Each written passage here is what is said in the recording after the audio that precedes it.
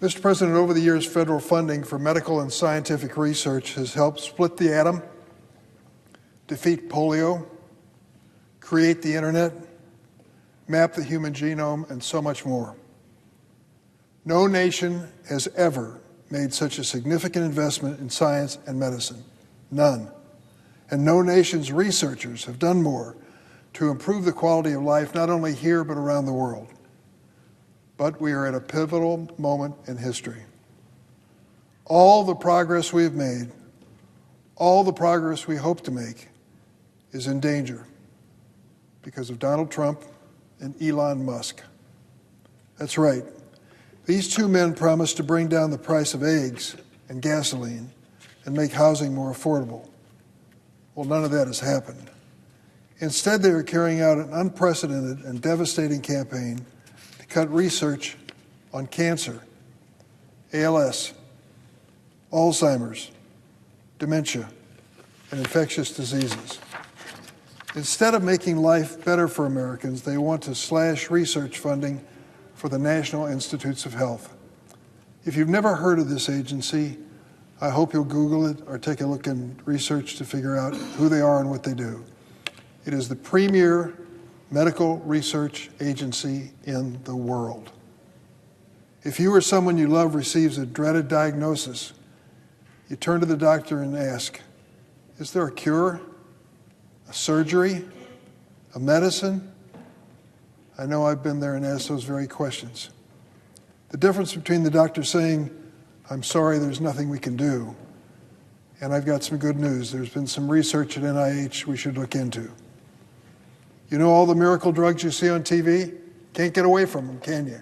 99% of those drugs approved in the last 10 years were the product, in some way, of NIH research. NIH funding is why people are beating cancer, why babies are being spared from preventable diseases, why HIV is no longer a death sentence, why progress is being made on dementia and other neurological diseases. Since the start of this administration, we have seen the White House unleash a lawless, chaotic attack on everything from funding for farmers to biomedical research. Planes are crashing, and they are cutting aviation safety. Avian flu is on the rise and threatening to make that leap to humans, and we're cutting public health experts. Elon Musk dances across the stage with a chainsaw. People laugh and cheer. First, let me tell you this. There's nothing to cheer about when it comes to medical research. It was this bizarre memo from Office of Management and Budgeting that illegally froze federal grant funding. They even prohibited the recipients of federal grants in medical research from physically meeting in the same place. Oh, you're going to hear arguments, we got to cut back on the waste and fraud and abuse. I'm all for that. But having researchers unable to even sit down and talk about the next breakthrough, how can that possibly be good for our country? These cuts that were announced by this administration were quickly halted by a federal judge in a federal court. There was comment on the floor earlier today that too many people are going to courts. Thank God they went to courts to keep this policy from being implemented by this administration. But it seems even though the court made a ruling, this administration is still holding up funding in violation of the court's order. As a result, NIH has delayed awarding approximately $1 billion in grant funding, delaying research at institutions nationwide. Does a delay hurt? Not unless you're the one sitting in that waiting room at the doctor praying to God there's a breakthrough to save your child. Listen to what's at stake for one of my constituents, Dr. Timothy Coe, professor of kinesiology and nutrition at the University of Illinois in Chicago. For 15 years, Dr. Coe has been researching why people with diabetes develop wounds that do not heal, as well as researching treatments to address these wounds. While having steady federal funding for his research through the years, Dr. Coe was recently informed in the last few weeks that his NIH grant application is on hold because of the Trump-Musk federal funding freeze. His current grant is scheduled to end on Friday of this week, and if his grant is not renewed, he will have to lay off his lab staff and will see major setbacks in the research he's been involved in. Dr. Koh said, and I quote, "It's going to potentially put an end to my research career, and we won't be able to develop these new therapies for diabetic patients." Is diabetes important? If it's someone in your family, it's very important. Make no mistake, under the Constitution, Congress is supposed to have the power of the purse. That's what it reads. But over the decades, bipartisan members of Congress have worked in concert on a bipartisan basis to do something about NIH funding. It was a little over 10 years ago. Francis Collins, I consider to be an American hero and a saint. He headed up the NIH, and I went out to see him and I said, "I can't double your appropriation. I'd do it if I could. What can I do to help you?" He said, "Give the NIH agency 5% real growth every year. And I'll tell you this, two things will happen. We'll light up the scoreboard with breakthroughs and cures for diseases in America. And secondly, my researchers will take heart, because one of the things that destroys their interest in pursuing the career is the uncertainty of federal funding." Well, we went from $30 billion to $48 billion in 10 years because we had a bipartisan team to do it. Patty Murray joined me on the Democratic side. She's always been a champion of medical research. And on the Republican side, Senator Blunt of Missouri was a leader. He was the best. When he chaired a subcommittee of appropriations that funded this agency, he was committed to the 5%. And then Lamar Alexander of Tennessee. Both of those gentlemen had retired. But the four of us put together an effort that raised the NIH funding from $30 billion 10 years ago to $48 billion, a dramatic, dramatic increase. We did it because we all agreed this is not a partisan issue. It should never be. We knew that NIH funding leads to new cures and treatments for patients in need. It supports well-paying jobs nationwide, and it cements our global leadership. Illinois universities and hospitals receive approximately $1.2 billion in NIH funding a year, which supports 14,000 jobs in our state and $3.5 billion in economic activity. But I will tell you, Mr. President, there's virtually every state in the nation that can tell that story in one form or another. Each year, the state of Wyoming receives approximately $12 million in NIH funding. Now, Wyoming is a small state, but they clearly have good research facilities that merit NIH grants.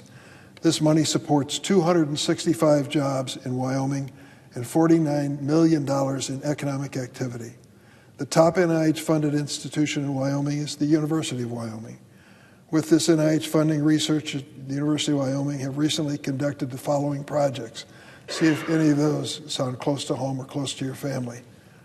Number one, why Alzheimer's disease and dementia can worsen at specific hours of the day. Number two, a project in Wyoming linking between menopause and cardiovascular disease in women and developing a new non-invasive tool to help treat people suffering from epilepsy, schizophrenia, anxiety, and autism. All sound like worthy projects to me. But unfortunately, President Trump and Elon Musk aren't finished there. They tried indiscriminately to slash how NIH pays for indirect costs. Without indirect cost, universities wouldn't be able to afford the technology that allows them to conduct research. Cuts to indirect costs are simply cuts to research, period. The other day we had a debate on the floor on this NIH. One of the Republican senators talked about the outrageous outlying indirect cost in this country. Let's look at them. Let's review them. But to stop all meetings of all medical researchers while we do this, to stop the funding for all of the grantees, to stop all of the medical research because there might be 1 or 2 or 10 schools that ask for too much, or hospitals. Thankfully, the Illinois Attorney General, along with 21 other states' leading attorneys general, sued and secured a temporary reprieve for universities and researchers. Trump and Musk illegally froze federal medical research funding. They tried to illegally cut funding for medical research, and now they're firing the medical researchers themselves. Reports indicate that 1,200 NIH employees have been fired so far, from experienced vaccine researchers to the next generation of scientists, to the acting director of NIH's Alzheimer's and Dementia program. Further, Trump and Musk have reportedly ended a popular trainee program that brought 1,600 young scientists just out of college to the NIH world-renowned campus in Maryland to get them started, working in labs and eventually running labs. They are our future when it comes to medical research. And the Trump and Musk chainsaw chaos of budget cuts has made them victims. How does this make us a greater nation? How does this make us a healthier nation, a better nation? It doesn't. NIH research leads to new cures and treatments that extend, improve, and save lives, which is why I'm introducing this resolution today, to simply say to senators of both sides of the aisle, let's pledge our support to make NIH an exception. Let's not let wanton cuts stop something very valuable. The resolution is straightforward. It says the work of NIH should not be subject to interruption, delay, or funding disruption in violation of the law. In violation of the law. And it reaffirms that the workforce at NIH is essential to sustaining medical progress. Can we really debate that point? Do we think the best medical research agency in the world is being staffed by people who aren't the best? This is not controversial. It shouldn't be. Americans get sick on a bipartisan basis. Shouldn't we support medical research on a bipartisan basis? For as long as I can stand, or for as long as I can speak, I will fight to protect NIH and medical research. I hope my Republican colleagues wake up and join me before it's too late. And so, Mr. President, I ask unanimous consent the Senate proceed to the consideration of SRES 93, submitted earlier today. Further, the resolution be agreed to, that the motion to reconsider be considered made and laid upon the table with no intervening action or debate.